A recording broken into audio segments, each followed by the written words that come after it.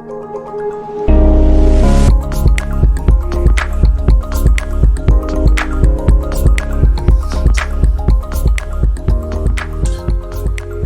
tarde, vamos começar a aula de hoje. E hoje a gente vai falar sobre programação e como a programação, ou seja, a codificação, a escrita de código, pode afetar fatores de qualidade. Então, capítulo 14, programação, fatores de qualidade. Então, capítulo 14, fatores de qualidade. A implementação de um software não é consequência apenas de um projeto de arquitetura. O projeto de arquitetura, é claro, tem uma importância fundamental, porque quanto mais cedo você consegue descobrir problemas, erros, mais barato fica para corrigi-los. Mas as atividades de concepção e implementação devem ser planejadas desde a escolha das ferramentas e preparo de cronogramas e administração de mudanças. O sucesso de um projeto de software depende da realização correta de todas as atividades que compõem o ciclo de vida. A programação deve ser uma continuação natural da análise do projeto, não a simples confecção de código para implementar o sistema. Lembrando a diferença entre análise e projeto. A análise é aquele momento em que o profissional ele foca no problema, em entender e aprender a respeito do problema. Já o projeto é aquele momento em que o profissional foca na solução, ou seja, quando ele projeta a solução que vai ser codificada no futuro. Muitos programadores praticam essa atividade de maneira muito intuitiva, sendo que a compreensão geral do que o software deva fazer é justamente o que vai estar definido no projeto. Embora essa forma de trabalhar aparentemente se enquadre em projetos atrasados, requisitos mal gerenciados, dificilmente garante a qualidade dos resultados e pode ser totalmente inadequada em ambientes organizados, como empresas que implementam o CMMI. Lembrando que aqui a preocupação nessa literatura é com a qualidade. Não existe aqui nenhuma preocupação em relação a custos. É claro que toda vez que você implementa rotinas de qualidade, você tem que ver até que ponto aquilo não está impactando demais os custos do projeto como um todo. E aí vem o gap semântico. Gap semântico significa mal entendidos, vamos traduzir assim. Coisas mal entendidas. O gap é de espaço, como direi, é de um vão, vamos dizer assim. E o semântico é de significado do que está sendo dito. Então, o que está dizendo aí é que existe um vão, um abismo entre as pessoas que estão conversando, tá? É disso que se trata essa expressão gap semântico. Então, durante o desenvolvimento de software, existem inúmeras trocas de informação entre pessoas. As falhas de comunicação são um problema recorrente e, por esse motivo, são mencionadas em diversos pontos desse livro. Os desentendimentos entre as pessoas possuem algo em comum com o conceito usado na informática, chamado de gap semântico. Uma busca em alguns artigos revela diferentes definições, um pouco diferentes entre si. A falta de coincidência entre a informação e a sua interpretação, distância entre o conhecimento sobre o domínio da aplicação e o formalismo para representá-lo, a diferença entre uma representação computacional e o mundo real. O conceito usado normalmente para se referir à diferença de significado entre dois conceitos que, na verdade, deveriam representar exatamente a mesma coisa. Um exemplo disso permitirá uma discussão inicial das consequências que podem resultar do gap semântico. Nós temos aqui 3 representações da mesma coisa. Uma representação matemática, outra em linguagem C e outra em linguagens C++. A semelhança é só visual, ou seja, não é válida para o significado dos textos. A representação matemática de uma divisão guarda seu sentido tradicional.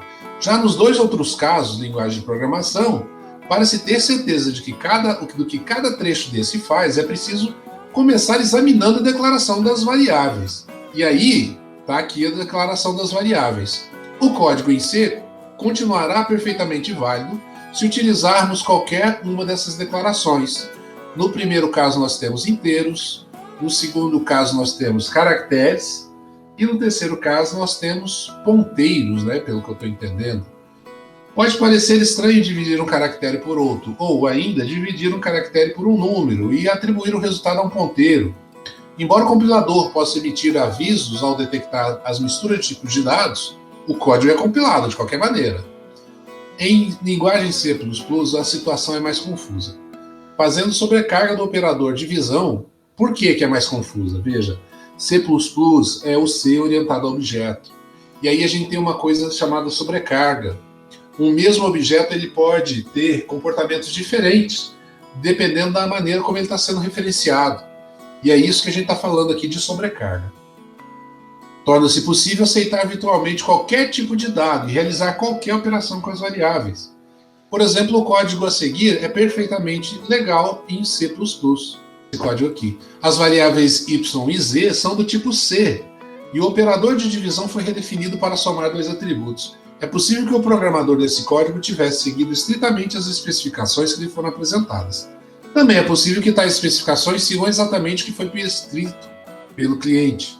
Entretanto, o texto-fonte contraria o senso comum e trará dúvidas a alguém responsável por uma futura manutenção.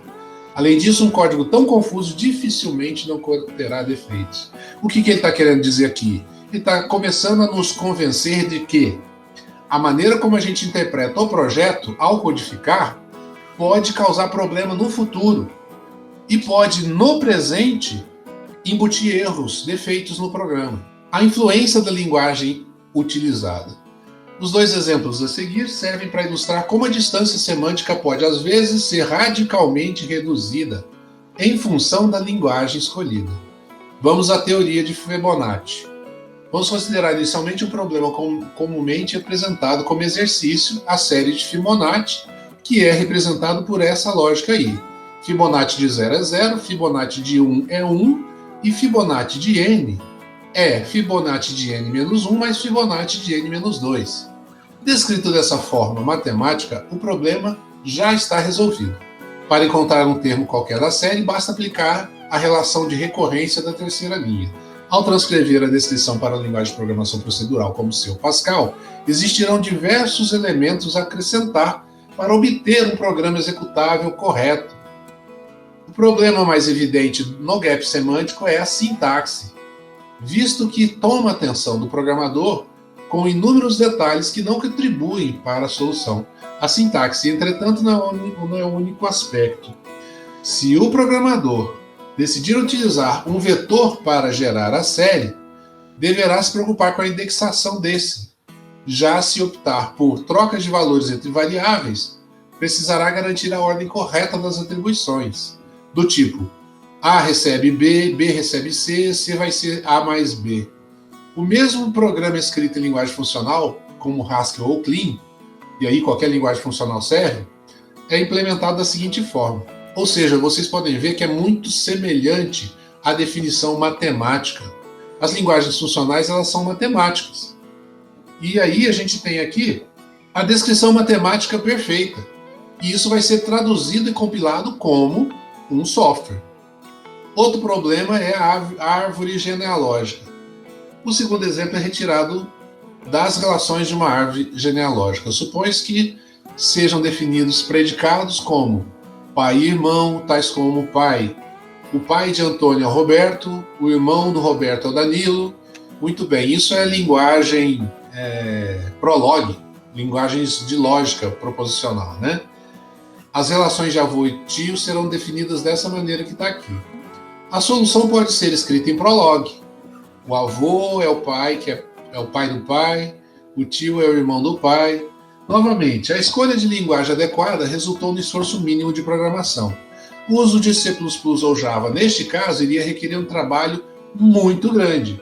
Vejam que aqui foi muito simples a gente realizar as proposições lógicas, porque a linguagem ela é própria para isso. O Prolog ele é próprio para proposições lógicas, por isso que chama Prolog.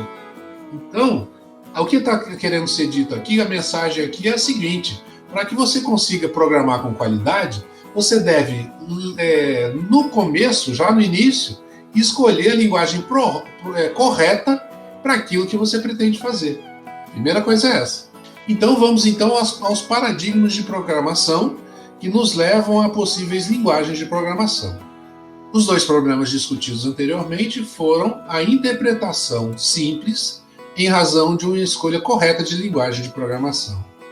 Os diferentes paradigmas de programação correspondem a diversas maneiras de pensar a respeito dos problemas.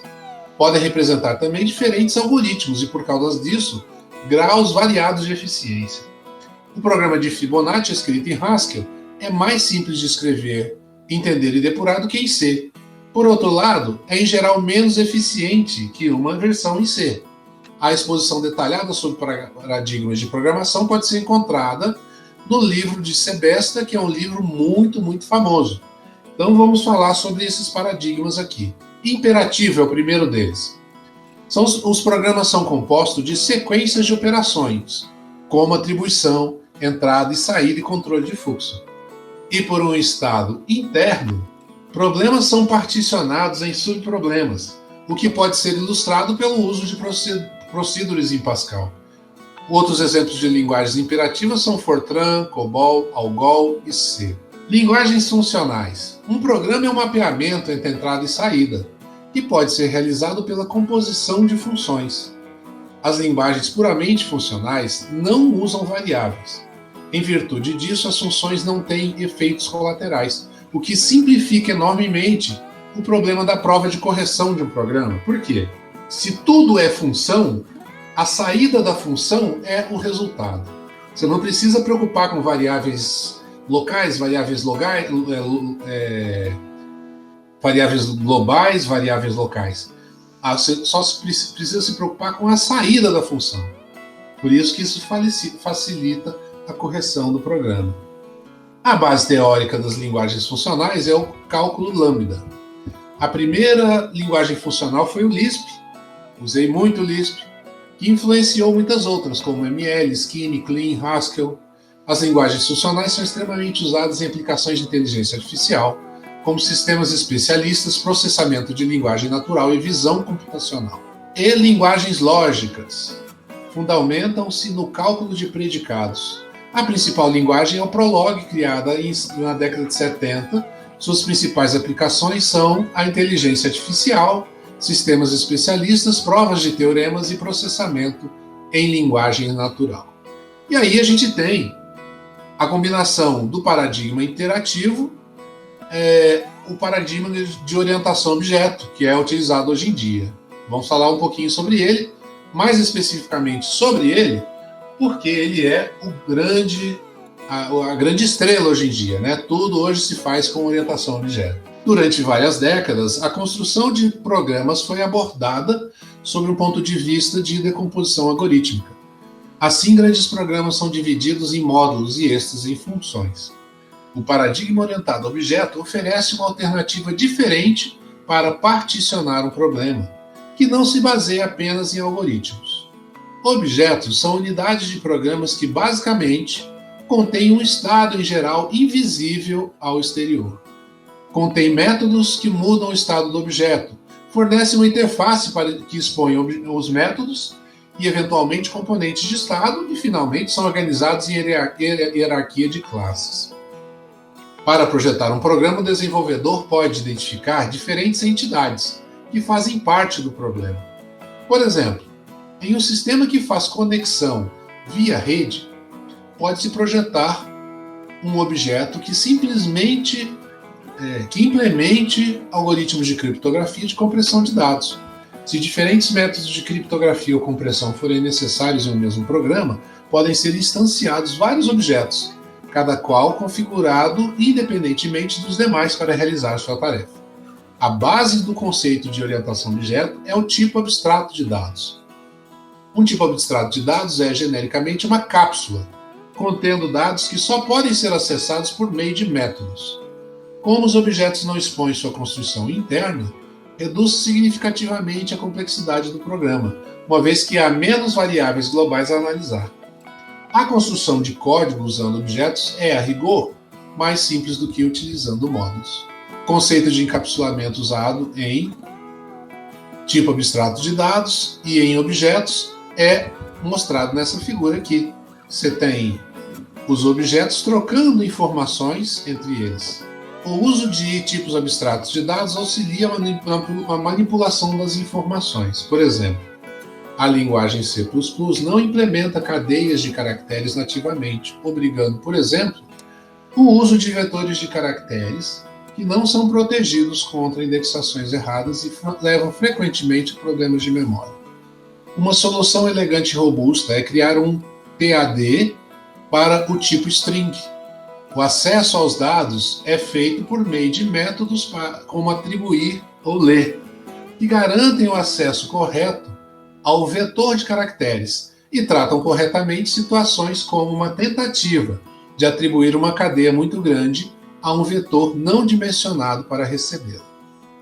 Objetos são criados a partir de classes. Uma classe é a representação de um conjunto de objetos reconhecidos por compartilhar as mesmas características de atributos, operações, relações e semânticas.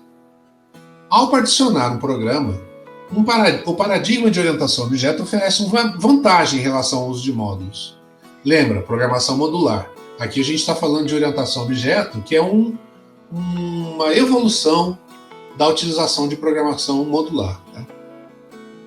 Aqui a gente tem uma coisa a mais, que é a ocultação da informação. E a figura que eu mostrei para vocês ilustra o conceito. O objeto não pode ser alterado internamente. Você apenas pode mandar mensagem e receber mensagem em troca. Isso permite que os programadores trabalhem em equipe provendo cada um as interfaces que os demais devem utilizar.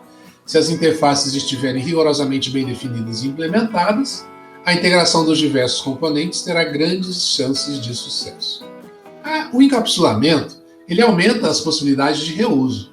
Por exemplo, se um sistema é criado, um objeto cliente, contém dados cadastrais e métodos para gravar e atualizar e consultar também, tal objeto poderá ser reaproveitado nos projetos seguintes, que também referenciem clientes. O mecanismo de herança permite o reuso do código. Além de herdar os atributos e métodos originais, a nova classe, conhecida como filha, derivada ou subclasse, pode acrescentar novas características, estendendo as funcionalidades da superclasse original. Para ser considerada realmente orientada a objetos, uma linguagem deve implementar todos os conceitos de paradigma. Smalltalk é um dos raros exemplos de linguagem de orientação a objeto pura. Não existe uma alternativa única de paradigma que seja perfeita. A abordagem mais razoável é utilizar a ferramenta mais adequada a cada momento. Assim, o paradigma imperativo pode auxiliar o projeto de um sistema a ser implementado com orientação a objetos. Segundo Bock, devemos começar decompondo um sistema ou em algoritmos ou em objetos, e então utilizar a estrutura resultante como base para expressar a outra perspectiva. E aí a gente vai falar sobre linguagens orientadas a objeto. Entre as linguagens orientadas a objetos mais usadas, atualmente estão o C++ e o Java. A linguagem C++ é derivada da linguagem C e foi criada no início da década de 80, sendo inicialmente batizada de C com classes. C++ é considerado uma linguagem híbrida, pois suporta a POO e também a programação imperativa. É muito utilizada na construção de software básico, como sistemas operacionais, compiladores e drivers, mas é uma linguagem de propósito geral. Eu já programei em C comercialmente durante muito tempo, mas nunca mexi com C++. A linguagem Java foi criada por pesquisadores no início da década de 70. Seu ponto mais forte é a portabilidade.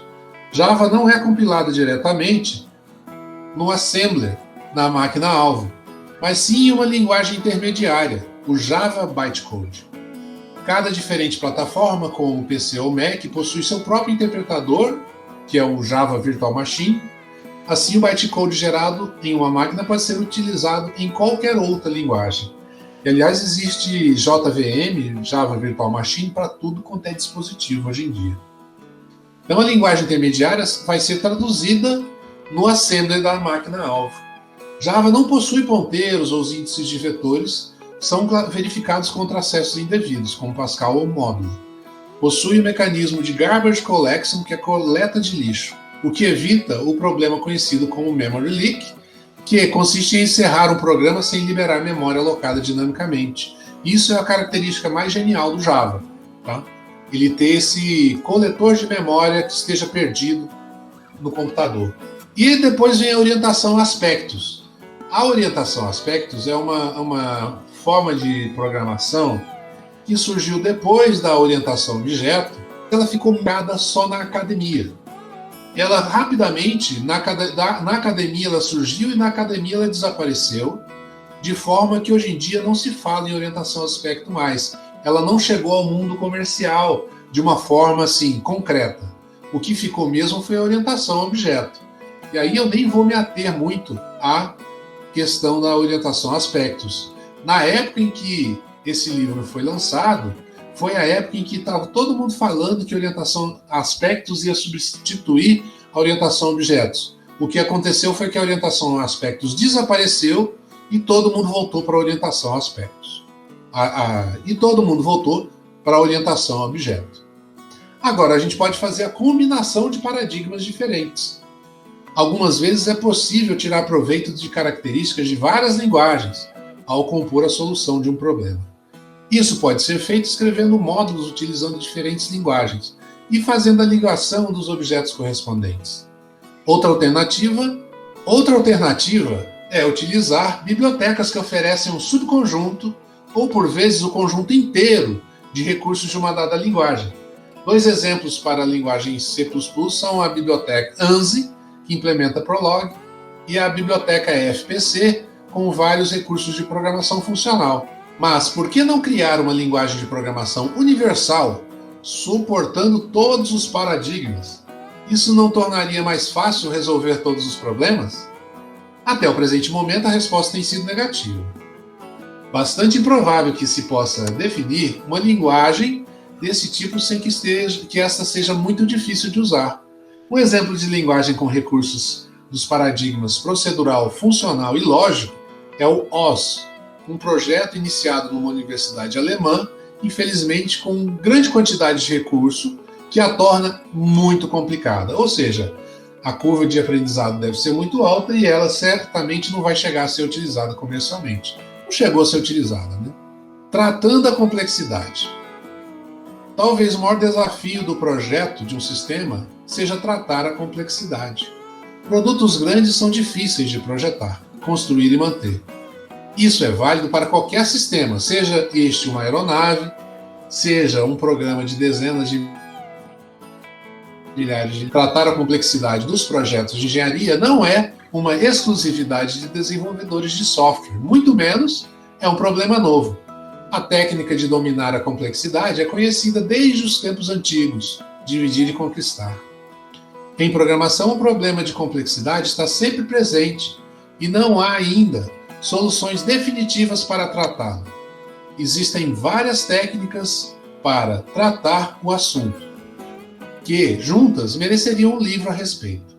Aqui vamos nos concentrar em uma descrição geral dos problemas e mencionar 2 técnicas para fazer uma perspectiva histórica do assunto, que está em contínua evolução. Para começar, as técnicas estruturadas. Na década de 70 surgiram várias técnicas e notações para análise de sistemas de forma estruturada. O principal sentido dessa palavra era o de decomposição de problemas em subproblemas. E o exemplo mais relevante é provavelmente a técnica de programação introduzida por Wirth de refinamentos sucessivos. O adjetivo estruturado foi aplicado a sistemas, a algoritmos ou mesmo a documentação. Naturalmente, a decomposição continua sendo a base para tratar a complexidade de um grande sistema, até porque é um conceito até que mesmo intuitivo, né? A decomposição de um grande problema. As técnicas de orientação a objetos surgiram agregando novas possibilidades, mas não desmentindo os princípios já existentes. As técnicas de análise estruturada ficaram conhecidas pelos nomes de seus criadores, como a análise estruturada de Gaines Sarson, do Jordan, do Tom DeMarco. O sucesso foi tão grande que surgiram extensões como Ward Mellor e Hatley Piver. Entre as ferramentas de análise estruturadas, 2 são explicadas a seguir: diagrama de fluxo de dados e dicionário de dados. Os diagramas de fluxo de dados é um instrumento mais importante na análise estruturada. Trata-se de uma representação gráfica que mostra o fluxo de dados e as transformações que são aplicadas à medida que eles se movem da entrada para a saída. Uma característica importante do DFD é a possibilidade de representar o mesmo problema em vários níveis de abstração. O primeiro DFD de um sistema é chamado diagrama de contexto e apresenta uma visão geral do programa. Esse diagrama é depois detalhado em níveis sucessivos e levam a uma descrição da arquitetura interna do programa. Os DFDs são muito utilizados por sua simplicidade, entretanto não representam paralelismo ou sequência lógica bem definida das ações. Outra vantagem dos DFDs é que sua transformação em código não é natural. Outra desvantagem. O dicionário de dados é um conjunto de metadados, isto é, um depósito de informações contendo definições e representações de diversos itens de dados. Trata-se de uma ferramenta integrante da análise estruturada e é particularmente utilizado no contexto de sistemas de gerenciamento de banco de dados. Uma definição para esse dicionário que explica bem o seu uso foi dada por Jordan. É uma listagem organizada de todos os elementos de dados que são pertinentes ao sistema, com definições precisas e rigorosas, de modo que tanto o usuário quanto os analistas tenham um entendimento comum das entradas, saídas, componentes de depósito de dados e até cálculos intermediários. Um dicionário de dados pode conter informações como definições de elementos de dados, restrições de integridade e informações para auditoria. Padrões de projeto. Uma das referências mais conhecidas a respeito do conceito de padrão de projeto é o livro do Christopher Alexander. Embora inicialmente voltado a problemas de arquitetura, o livro expõe uma série de ideias que podem ser aplicadas quando se desenvolve a solução de um problema qualquer. Outra referência importante são os textos do matemático de Polya no livro A Arte de Resolver Problemas. A arte de Alexander despertou bastante atenção e diversas publicações se seguiram, incluindo estudos para a área de software. Um exemplo é a de Coplien, em que já aparecem padrões de projeto que são chamados pelo autor de idiomas em seu livro. A referência atual mais conhecida para padrões de projetos de software são os chamados DOF Patterns. É preciso ficar claro que tais padrões não esgotam o assunto. Existem outros livros que falam sobre o assunto. Vamos falar sobre os padrões de projeto DOF. Os padrões são classificados nessa disciplina como Creational, Structural e Behavioral. Criacional ajuda a tornar o software independente de como os objetos são criados, compostos e representados.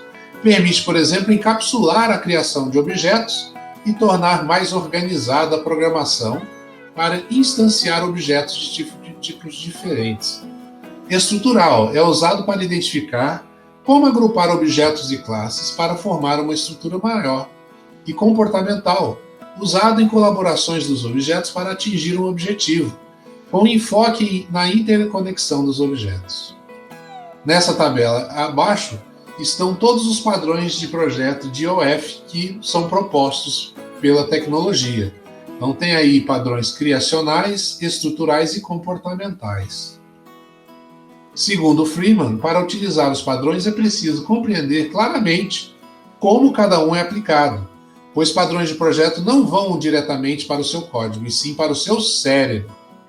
Por exemplo, cada padrão é descrito em mais de 10 tópicos diferentes, abrangendo itens como propósito, aplicabilidade e estrutura. Além disso, para cada um são fornecidos exemplos de código. A mesma ideia de exemplificação foi adotada por Freeman, em que a partir dos problemas de desenvolvimento, que soluções, na forma de padrões, emergem do texto. Os padrões de projeto podem ser vistos como heurísticas, que guiam desenvolvedores a organizarem o espaço de objetos de uma aplicação. Com uma boa compreensão dos padrões, desenvolvedores podem passar a utilizá-los de maneira eficiente ao elaborarem a arquitetura de um sistema. E, finalmente, agora vamos falar sobre a importância de se fazer diagramas para projetar o software. Tá? O uso de diagramas contribui para que os requisitos possam ser facilmente compreendidos e documentados, e codificados. As notações gráficas padronizadas permitem que diferentes profissionais entendam os mesmos conceitos e ideias, evitando-se as ambiguidades existentes em linguagem natural. Então nós temos aqui dois tipos de diagramas que serão apresentados. os diagramas da UML e as redes de Petri. Pense na importância dos diagramas como a ponte entre o que o usuário especificou e como o programador vai codificar aquilo. Então, esses diagramas da parte de análise que fazem, análise e projeto, que fazem a ligação entre o usuário e o programador. A UML. O crescimento do uso de linguagens orientadas a objeto, como C++, ocorreu antes que metodologias específicas tivessem sido desenvolvidas. Diversos pesquisadores se inclinaram sobre o problema e assim, nas décadas de 80 e 90, muitas metodologias surgiram. E aí as metodologias ficaram conhecidas pelos nomes dos seus criadores, como Bock, OMT, USE, Coad Jordan e Fusion. Essas diversas metodologias criaram um problema. Não existia padronização na representação dos conceitos. A UML é uma linguagem gráfica de modelagem e orientada a objetos que foi uma unificação de todas essas metodologias. Ela é um padrão mundial que permite a modelagem em várias fases de desenvolvimento de um sistema, desde a maior abstração, como requisitos, até a geragem do código. Os diagramas UML oferecem diferentes visões do sistema. Cada um modela o sistema de acordo com o enfoque. Então, nós temos diagramas de dois tipos: os estáticos, que representam a parte dos dados, a arquitetura do software, a arquitetura física, como, por exemplo, diagrama de classes, diagrama de objeto, de componentes de implementação, e tem os diagramas dinâmicos, que representam a parte de controle do sistema, como ordens de ativação e mensagens. E aí nós temos diagramas de casos de uso, de sequência, de colaboração, de atividades de estado de transição. E aí aqui parece que vão apresentar alguns exemplos de UML, no livro. O diagrama de casos de uso permite descrever a visão externa do sistema e suas interações com o mundo exterior. Representa uma visão de alto nível das funcionalidades, em que o software é visto como uma caixa preta em situações de aplicação. Então é importante, nesse momento, compreender a sua implementação ou funcionamento interno. O principal objetivo é descrever os requisitos funcionais do software e as possíveis situações reais de teste. Existem 3 elementos básicos em um diagrama de casos de uso: os atores que interagem com o sistema, podendo ser pessoas, máquinas ou outros sistemas; os casos de uso, que são conjuntos de sequências de ações que produzem um resultado observável; e os relacionamentos, que são comunicações entre autores por meio de envio e recebimento de mensagens. Uma razão de uma relativa simplicidade, em razão de sua relativa simplicidade, os diagramas de casos de uso podem ser usados nas reuniões com stakeholders, por exemplo, quer dizer, com os usuários. Isso daqui é um exemplo de um diagrama de casos de uso. Os diagramas de classes é uma essência da UML. Nele, as classes são representadas por um retângulo dividido em 3 partes: o nome, que é obrigatório, os atributos e as operações ou métodos que manipulam os atributos. No diagrama de classes, é possível expressar relações de herança entre classes, bem como composição e agregação. Combinado com o uso de padrões de projeto mencionados anteriormente, o uso desses diagramas provê uma forma bastante conveniente para desenvolvedores expressarem a arquitetura de uma solução. Existe um planejamento direto entre as classes de um diagrama UML e a implementação do programa. A partir de um diagrama, ferramentas como Jude e StarUML geram automaticamente esqueletos de código em linguagens como C++ ou Java. Isto reduz a distância entre o projeto e a codificação e economiza a energia do programador para tarefas mais complexas, como definir a arquitetura da solução e desenvolver algoritmos. Aqui está um exemplo de 2 classes em um diagrama de classes. A classe cliente, que faz um pedido à classe pedido. E o outro tipo de diagrama são as redes de Petri, que permite a representação de sistemas a eventos discretos, caracterizados por mudarem de estados. Uma RDP pode representar vários eventos paralelos.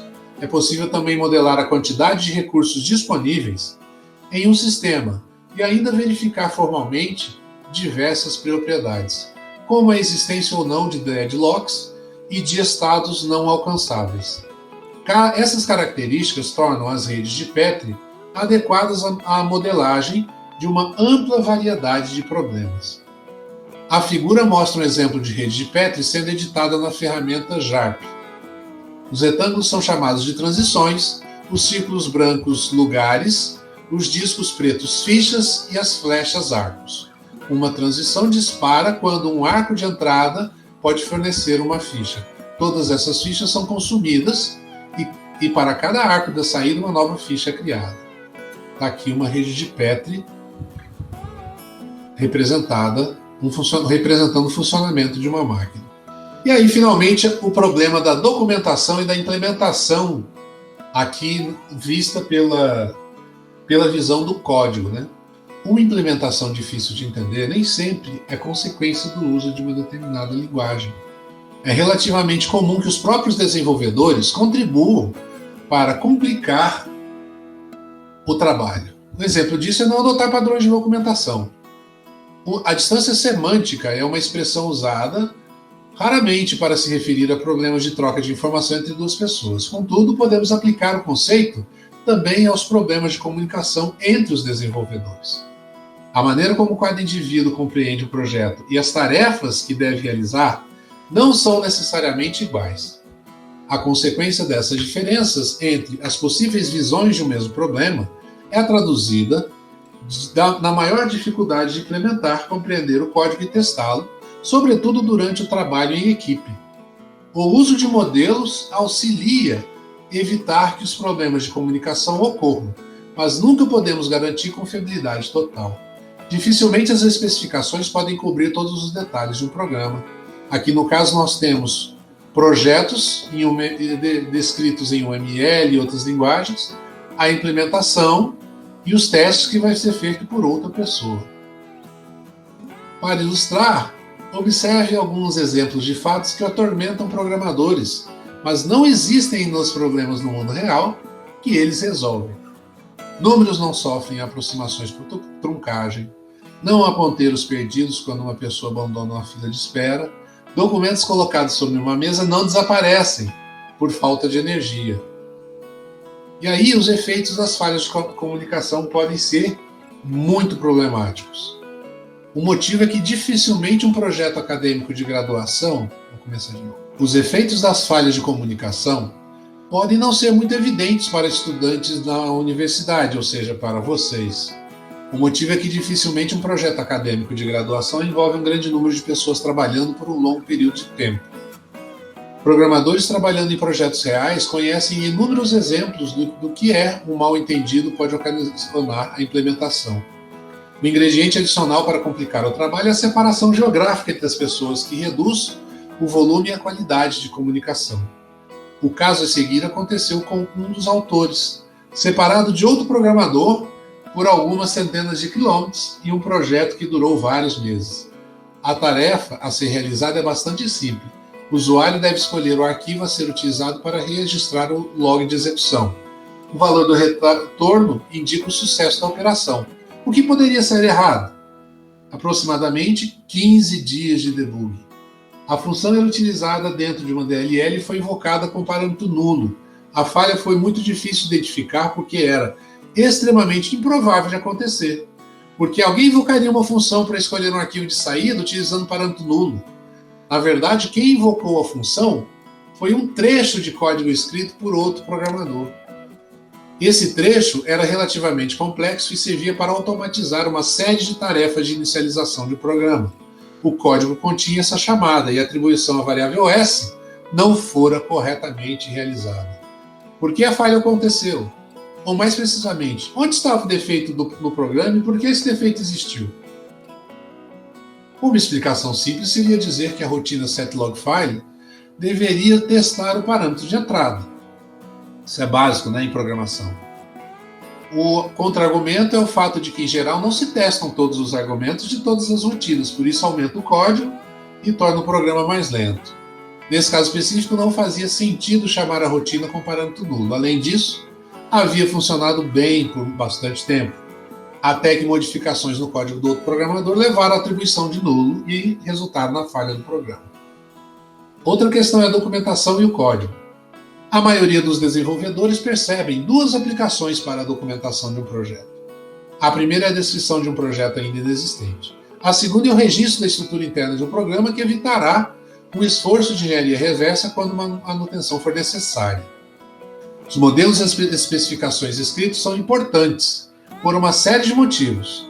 Os documentos são acessíveis por membros da equipe, descrições em linguagem como OML são padronizadas, e documentos não esquecem nem têm opinião própria a respeito do projeto.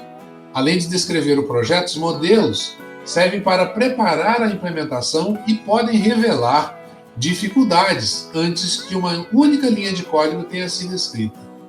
Há ainda outro uso importante da documentação, que é especificar a implementação. Neste caso, é preciso uma descrição de nível mais baixo, explicando o funcionamento do código e não a arquitetura. Uma solução proposta para isso é a programação literal. A programação literal é bem legal, presta atenção nesse conceito. Ela foi criada por Donald Knuth e pode ser sintetizada da seguinte forma: pessoas deveriam escrever código para outras pessoas e não para os computadores. A frase é surpreendente, mas pode ser explicada citando o seguinte: a ideia principal é tratar um programa como uma peça de literatura, feita mais para os seres humanos do que para o computador. Efetivamente, observe o seguinte código.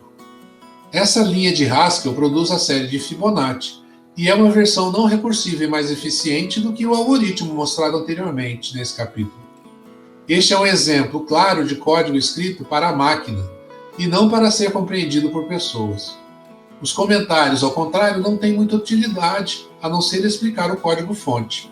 Como a manutenção de software é uma atividade bastante dispendiosa, é razoável melhorar a maneira como programas são escritos, permitindo que as pessoas possam compreendê-los mais facilmente.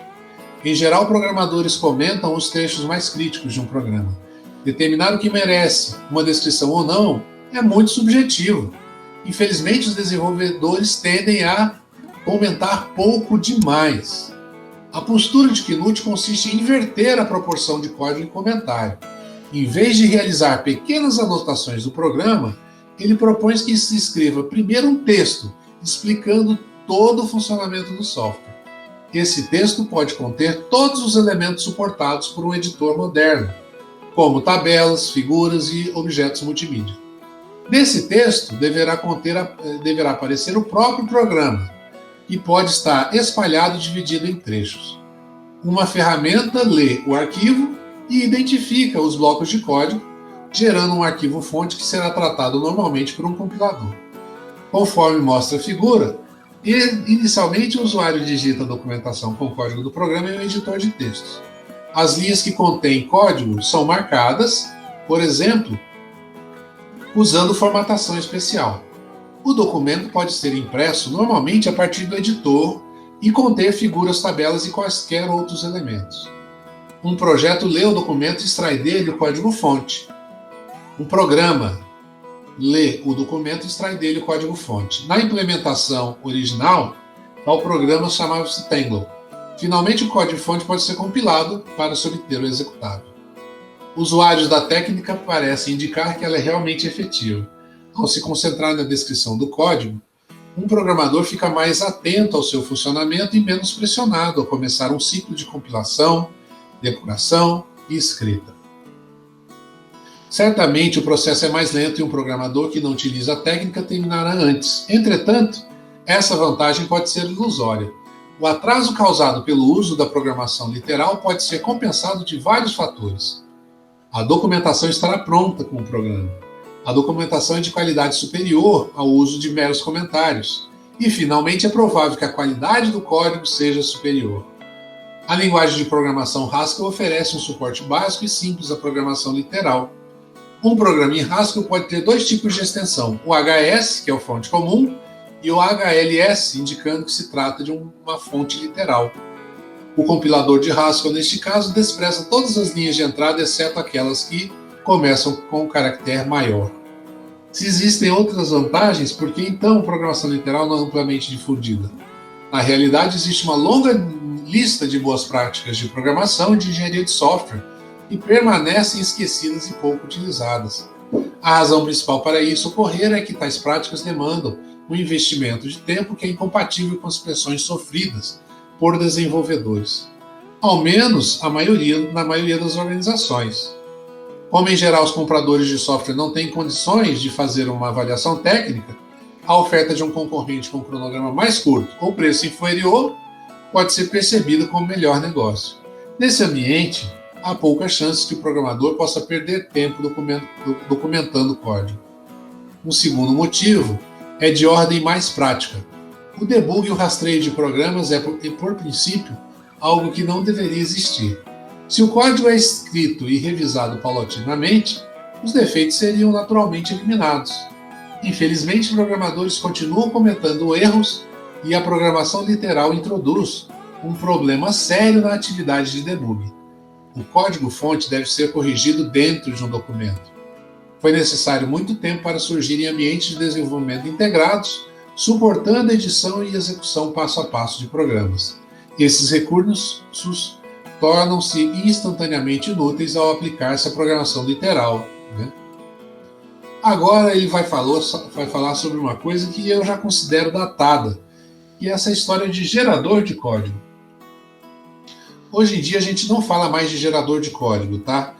O gerador de código é um gerador que gera, que você, como é que eu vou dizer? Você define os parâmetros do software e aquele gerador gera um código-fonte que depois é compilado.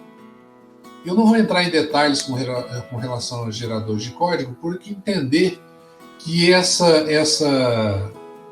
estratégia ela já não existe mais, ela caiu em desuso, muito desuso.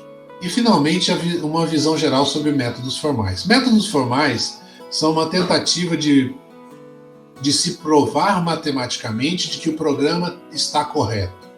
Isso aí é uma coisa que não saiu da academia, também ficou lá e não se usa hoje em dia no mundo comercial, no mundo de trabalho, né? No mundo de TI. Então eu também vou passar batido nessas informações. Terminamos então a leitura do texto e eu vou agora passar para mostrar para vocês a atividade de hoje. Hoje é dia 22/5, nós fizemos a leitura do conteúdo 12, programação, e a atividade que vocês têm que fazer hoje é responder o questionário Interface e Ergonomia. Tá? O prazo para responder esse questionário é até 24 de maio, meia-noite. Eu encerro a aula de hoje, então, desejando um feliz fim de semana para vocês, um bom descanso e até terça-feira. Nos encontramos na terça. Um abraço.